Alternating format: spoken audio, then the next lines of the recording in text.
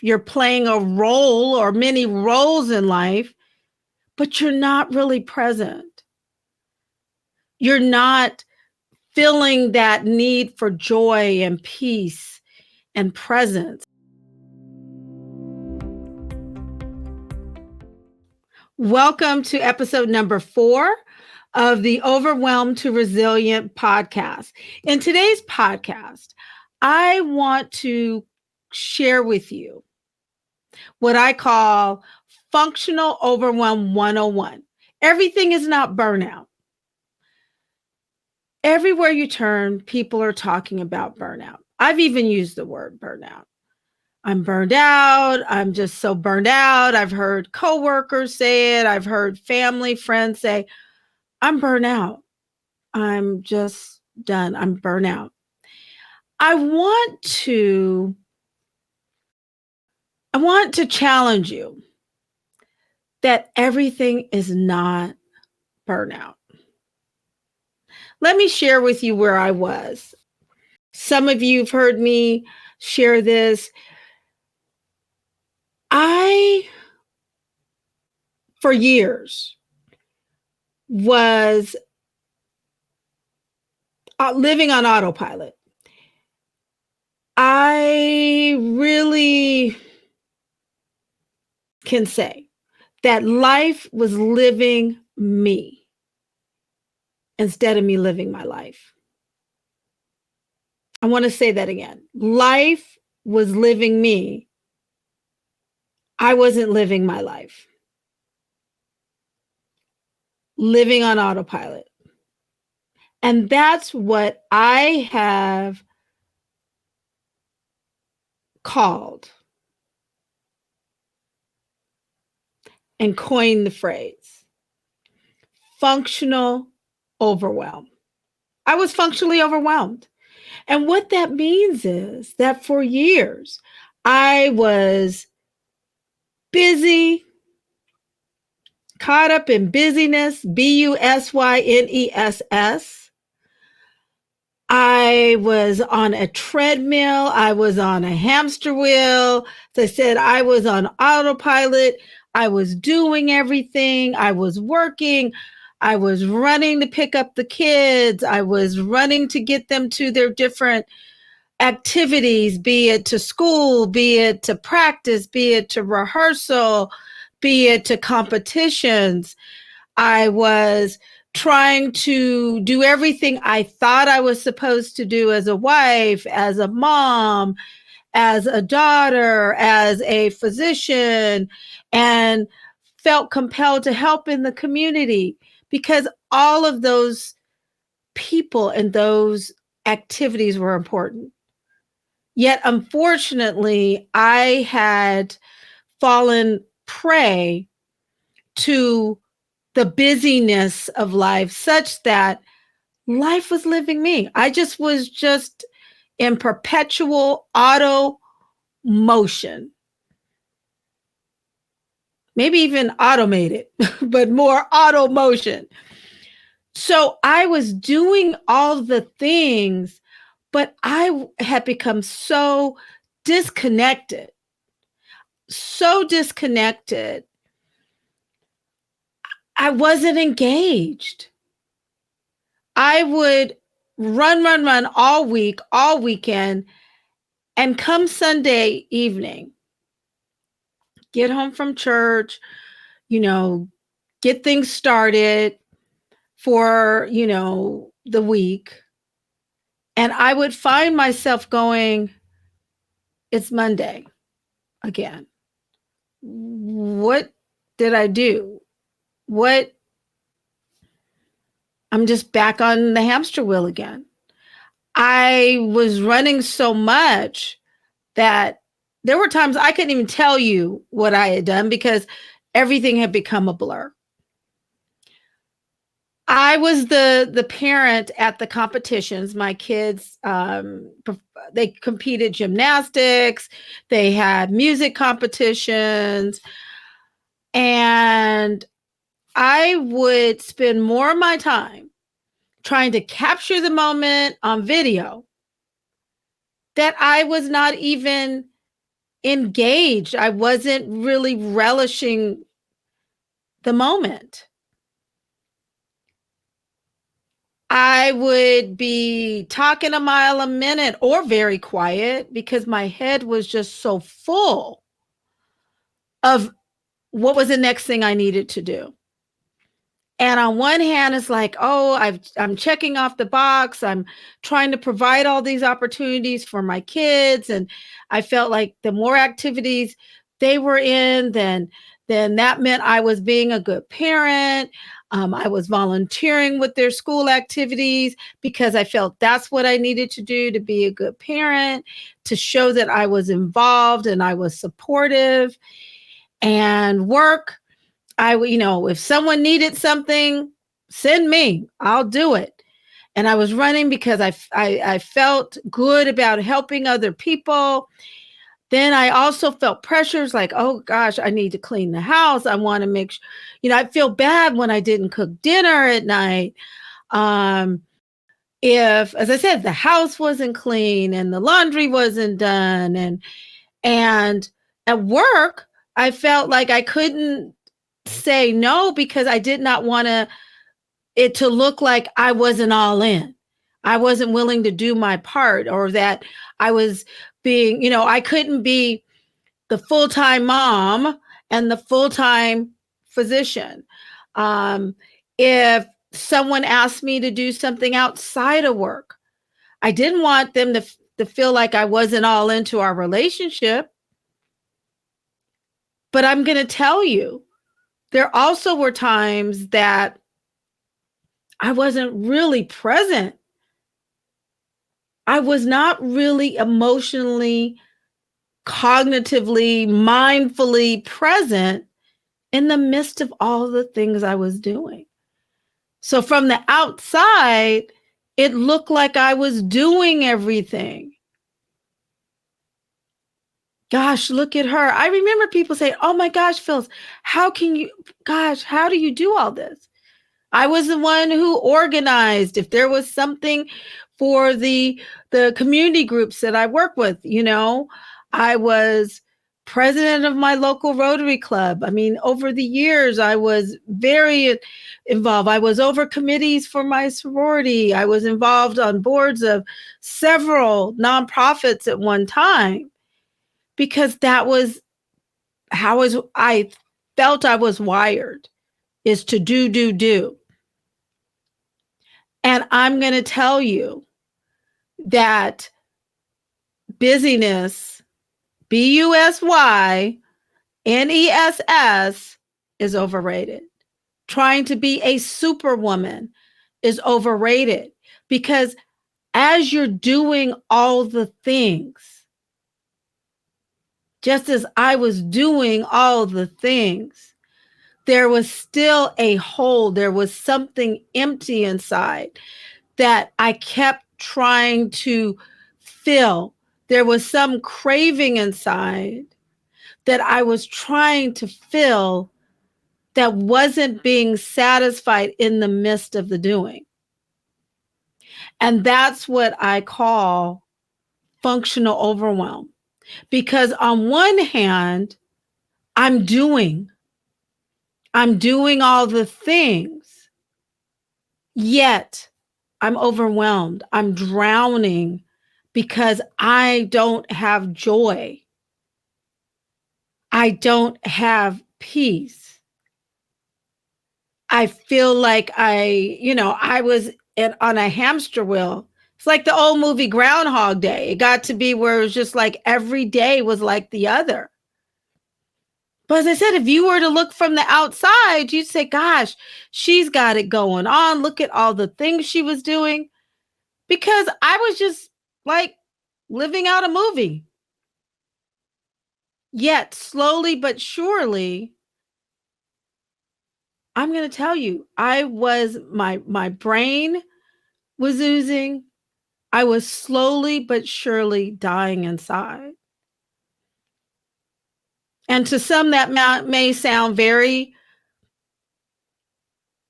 extreme, but for many of you out there, you know exactly what I'm talking about, because you're going through it right now. You're on this perpetual hamster wheel that you don't know how to get off of.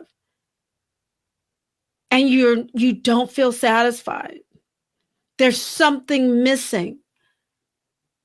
And so you call it burnout because that's just the term that we've come accustomed to use when we are just so exhausted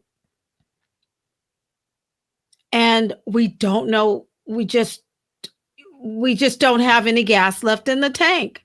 You'll hear me talk about feeling depleted. That's all a part of what I call functional overwhelm. You're functional because you're doing things, you're putting things into action, you're acting in more ways than one. You're acting at life, you're playing a role or many roles in life, but you're not really present. You're not feeling that need for joy and peace and presence. You're not present. I know because I wasn't. There was one time when I was leading my department that at work that I literally was ripping and running. And as some of you know, I was leading my department through major transitions. And there's no way that you can give 100% at work, 100% at home, 100% to your community. And you know, most of us who live that way, we're not giving to ourselves because then we feel guilty about giving to ourselves. But you hear me talk about putting on your oxygen first. For those that may not resonate with, think about it. How far can your car take you if you don't take time to fill it up with some gas? And then you better be careful what you're filling it with because you know it's not going to run if you fill it with water with no substance. And you have to know what type of gasoline you or your car needs to run on because some cars work best on regular. Some cars work best on unleaded. And then you know there's different types of unleaded. And then they have some other type of gas. I saw that. They're in the green gas pumps. Haven't quite figured the role for those out, but you have to refill. And the other point is you have to make sure that you are filling yourself with the right type of fuel.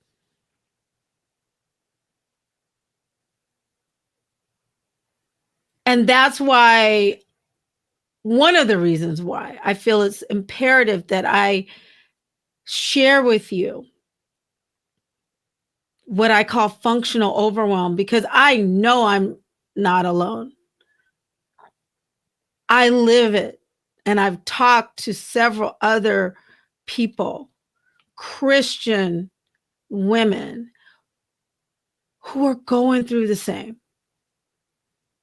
You're not present. You're doing the things. On one hand, you kind of feel good. You're like doing all these things and you're ripping and you're running, and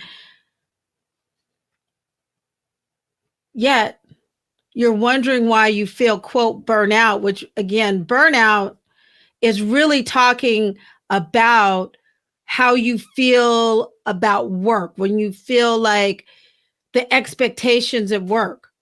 So we've come to spill it over into other parts of our lives to talk about burnout. But burnout is about what something or people or job outside of us does to us that makes us feel a certain way.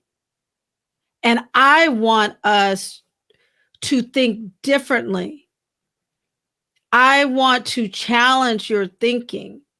I want to challenge your mindset that the only true way to stop feeling that way and get to a place where you can live a life where you're active and you're there for your family, you're there for your job so that you can feel good about the work that you do for what God has for you to do in the season at that job, and for you to participate in life, and show up for your extended family and show up in your community. The key to doing that is it's not about how can other people or the other situations change. You have to change. I had to change. It's like the serenity prayer, right? God grant me the serenity. Actually, see, I just said it wrong. God grant me the wisdom, right? Grant me the serenity. God grant me the serenity to accept the things I cannot change, the courage to change the things I can, and the wisdom to know the difference. That's really what we're talking about. Burnout is not the issue. Burnout has to do with other people, the job site changing. To overcome functional overwhelm, you got to start within.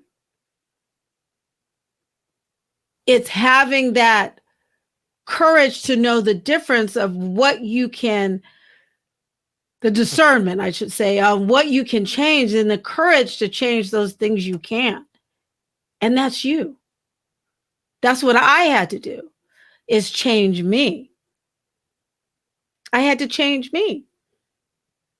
I had to change how I showed up in life so that I stop letting my life, my to-dos, my narratives, my expectations, the perceptions, my perceptions of other people's perceptions overwhelm me to the point where I'm just like living in a fog and have no personal satisfaction.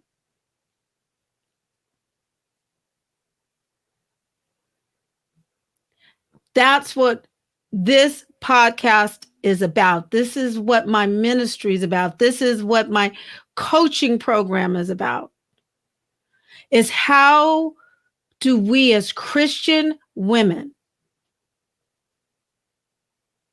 from a mindset, a body set, how we approach our physical wellness, and a spirit set, how we approach our faith, how do we do that 360 holistic reset so that we can start living our lives instead of our lives living us?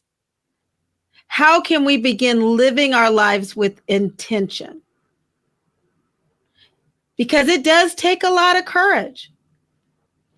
It takes a lot of faith, and it takes a lot of courage to take the steps that are needed so that you can live your life present, engaged, so that while you're doing those things, after you prioritize them, which we're going to talk about, once you are showing up in life, you're no longer like me, that parent who sits taking all the photos or doing all the videos so you can just have them on your phone, right? Which you may or may not even look back at them other than sharing them, but you've missed out on the emotion of the moment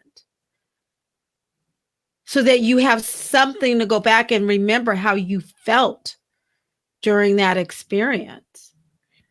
It's going to allow you to open up and find the tools and the tips that you need to first figure out What type of gas do you need to be filling your body with, your mind, your spirit with, so that you're fully present and engaged and you're living life? You can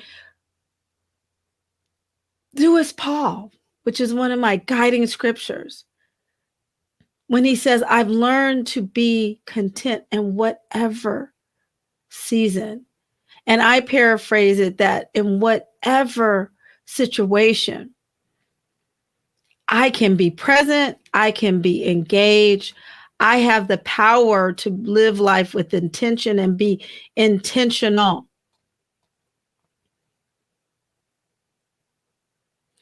I want you today to throw out that word burnout, because that word burnout is I'm going to just say it. It is a box that we throw our emotions into, our frustrations, and we just drop it there. Okay, well, I'm burnout. That's just the way it is. And we stay stuck because you put this label on yourself that you're burnout. And so by saying that, it's everybody else's fault that you feel the way you feel and that you're stuck. And then you're mad that you're stuck because you've put yourself in that box. I am challenging you to step up and say, okay, I'm done saying I'm burnout. I am functionally overwhelmed with where I am in my life right now. And then I want you to take the next step to say, I have the wish, I have the aspiration, I have the passion to not stay here. I don't want to stay functionally overwhelmed. I want to tap into intentional living so that I can go through life with resilience. And to me, resilience means that we live life with intention.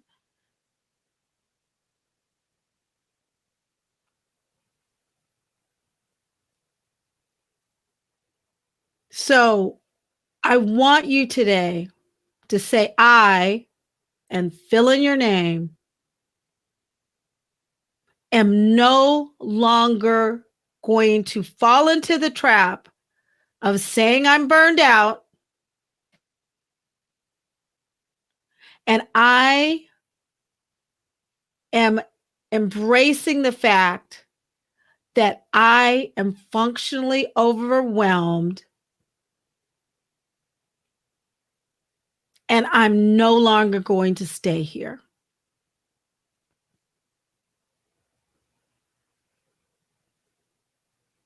I'm no longer going to stay here. And you don't have to. You don't have to. So I pray for you today that wherever you are listening to this episode, that you know you do not have to stay functionally overwhelmed. I'm here to help you grant yourself permission to get out of that box, get out of that label. I'm here to help you have the courage to take the steps needed to go from overwhelm to tap into your resilience so that you can live your life with intention by resetting your mind, your body, and your spirit. And as I said earlier, we are committed in the Overwhelm to Resilient movement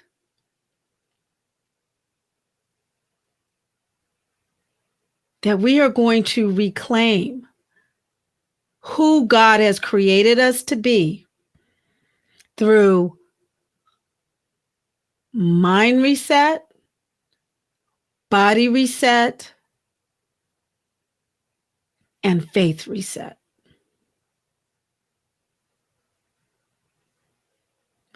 I look forward because we got some good stuff coming down in the next episodes. This was just the first part of the next series of episodes where we are going to start unpacking further how functional overwhelm shows up in everyday life. And I really hope you will join me in this movement to go from overwhelm to resilient. Thank you again for joining me today. And I look forward, because as I said, we got some juicy stuff coming up in the next episodes. So until then, I'll see you in the Overwhelm to Resilient podcast. See you next time. Bye-bye now.